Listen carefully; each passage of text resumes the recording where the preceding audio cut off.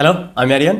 এই মুহূর্তে আমাদের ফিল্ম পাড়ায় সবচেয়ে হট নিউজ তাণ্ডবে থাকতে যাচ্ছে আফরান নিশো এবং সিয়াম আহমেদ। এটা বলতে পারেন অলমোস্ট কনফার্ম। যে ধরনের সোর্স থেকে আমরা এই নিউজটা পাচ্ছি, ইভেন একটু আগে দেখলাম সময় টিভি থেকেও তারা অফিসিয়ালি ভাবেই জানিয়েছে যে তাণ্ডবে বিশেষ দুটি চরিত্রে দেখা যেতে পারে আফরান নিশো এবং সিয়াম আহমেদকে। যেহেতু তাণ্ডব দিয়ে বাংলায় প্রথমবারের মতন একটা ইউনিভার্স ক্রিয়েট করতে যাচ্ছে রায়হান রফি, যেটা আমরা সব সময় চেয়েছি যে বাহিরের দেশগুলোতে প্রত্যেকটা ডিরেক্টর তাদের নিজস্ব স্টাইলে একটা করে ইউনিভার্স ক্রিয়েট করে যাচ্ছে এবং সেই সিনেমাগুলোর বক্স অফিস দেখুন, তাহলে কেন আমাদের ইন্ডাস্ট্রিতে নয়? বাট এখানে প্রশ্ন হচ্ছে যে একজনকে দিয়ে তো আর একটা একটা ইউনিভার্স সম্ভব নয়। সেখানে মাল্টি স্টার দরকার, সেখানে মাল্টি কাস্টিং দরকার। তাহলে সেই ক্যারেক্টারগুলোতে কে বা কারা থাকতে পারে, এটা নিয়ে প্রথম থেকে বেশ গুঞ্জন ছিল, বেশ রিউমার্স ছিল। বাট ফাইনালি সেই রিউমারটাই আই থিঙ্ক সত্য হতে যাচ্ছে, যেটা আমরা প্রথম থেকে বলে আসতেছি যে তাণ্ডবে হয়তোবা আফরান নিশো থাকতে পারে, কারণ তাদের রিসেন্ট অ্যাক্টিভিটিস কিন্তু সেটাই বলছিল। দেখেন, এটা যদি আমাকে বলেন যে আমি এই ব্যাপারটা কিভাবে দেখছি, তাহলে আমি বলবো যে 100% পজিটিভ। বাংলা সিনেমার সবচেয়ে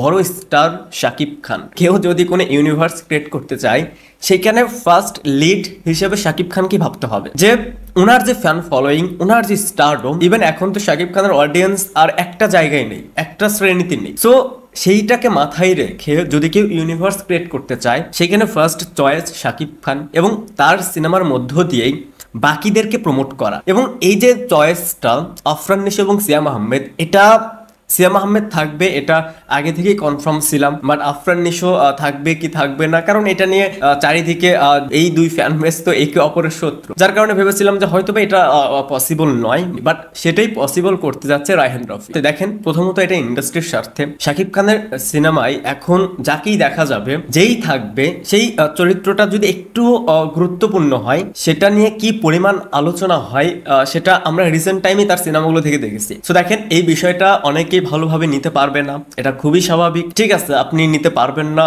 মেনে নিলাম। বাট কিছু কিছু মানুষের কমেন্টস প্লাস পোস্ট দেখে মনে হচ্ছিল যে রায়হান রাফির হয়তো উচিত ছিল বা এই টিমের উচিত ছিল যে তাদের সাথে বসে, যে দেখো ভাই, কাকে ক্যামিওতে রাখা যায়, কাকে এই ক্যারেক্টারটা দেওয়া যায়, তাদের সাথে ডিসকাস করা উচিত ছিল। কিছু মানুষ যেভাবে এই ডিরেক্টরকে নিয়ে বাজে কথা বলতেছে, কিছু মানুষ যেভাবে এই প্রডিউসার বা এই পুরো টিমকে নিয়ে যেভাবে কথা বলতেছে, ইভেন অনেকেই দেখলাম শাকিব খানকে মেনশন করে কোশ্চেন করতেছে যে কেন, আমরা যেহেতু চাই না সেহেতু আপনার উচিত হয়নি এই ধরনের কোনো সিদ্ধান্তে রাজি হওয়া বা আপনার ফিল্মে আফরান নিশোকে নেওয়া। মানে এই কথাগুলো শুনলে জাস্ট মনে হয় যে 3-4 বছরের বাচ্চা এক দল, যাদের কথা অনুযায়ী, যাদের দাবি অনুযায়ী যে আফরান নিশোর কারণে তাণ্ডব নিয়ে এখন হাইপ প্রথম থেকেই ছিল, এখন আফরান নিশো ক্যামিও দিবে, সেটার হাইপ আরো বেড়ে যাবে। মানে এক কথাই বলতে গেলে তাণ্ডব নিয়ে যে হাইপ, এটার পুরো ক্রেডিট আবার আর এক ফ্যান বেস নিতে যাচ্ছে। একটা দল তো 3-4 বছরের বাচ্চাদের মতন কথা বলতেছে, মানে আর একটা শ্রেণী, তাদের কি বলবো, 1-2 বছরের বাচ্চা, এখনো দুধের দাঁত যায়নি,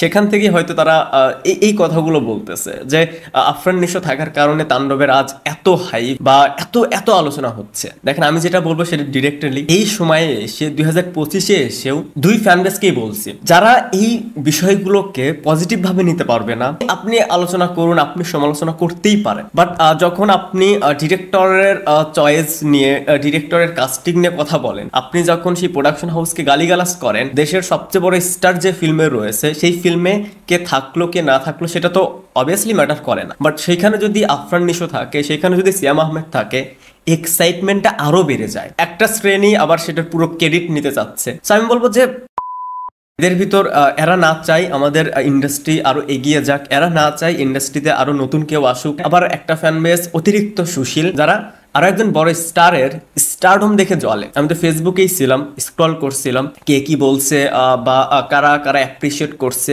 কাদের কাছে বিষয়টা ভালো লেগেছে, এই সংখ্যাটা বেশি। সো কে কি বললো, কে কতটা সমালোচনা করলো, কে কিভাবে নিল, এটা ম্যাটারই করতেছে না। এক কথায় বললে তাণ্ডব ব্লকবাস্টার হতে যাচ্ছে, কারো কথায় কিচ্ছু যায় আসবে না। যাই হোক, এই বিষয়গুলো নিয়ে আমরা এর আগে অনেক কথা বলেছি।